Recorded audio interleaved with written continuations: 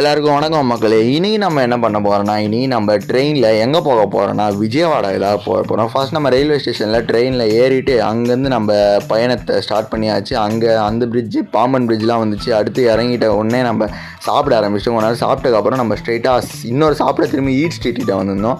Eat ஸ்ட்ரீட்னால் இங்கே எப்படி அந்த ஒரு தெருவோ அங்கே அந்த மாதிரி ஒரு தெருவோ அங்கே ஒரு ஹாய் சொல்லிவிட்டு உங்களுக்கு நம்மளோட ஈட் ஸ்ட்ரீட்குள்ளே நடக்க ஆரம்பிச்சிட்டோம். ஈட் ஸ்ட்ரீட்னாலே ஃபுல்லாகவே அங்கே ஈட்டு தான் ஃப்ரெண்ட்ஸ்ப்பா. நீங்களாம் சாப்பிட வந்தீங்கன்னா தயவுசெய்து இங்கே வாங்க. அங்கே உள்ளே போனதுக்கப்புறமே ஃபுல்லாக நம்ம கண்ணுக்கு ஃபுல்லாகவே அப்படியே குளிர்ச்சியாக இருந்துச்சு.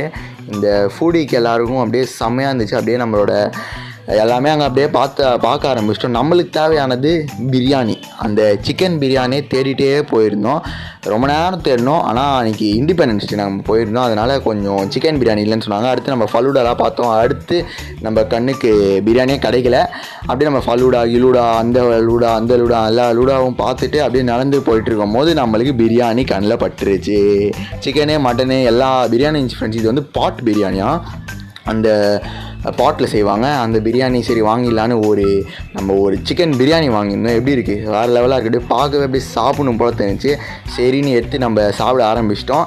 நம்ம பிரியாணி அப்படியே செம்ம டேஸ்ட்டாக இருந்துச்சு. ரைஸில் அப்படியே பொடியாக அப்படியே சிக்கன் பிரியாணி ஐயோ அப்படியே பீஸ்லாம் வச்சு காம்போ வாங்கியிருந்தோமா, செம்ம டேஸ்ட்டு. ரேட் எவ்வளோன்னு கேட்டிங்கன்னா 250 ருபீஸ் தான். பார்த்தீங்களா, வேறு லெவலாக இருந்துச்சு.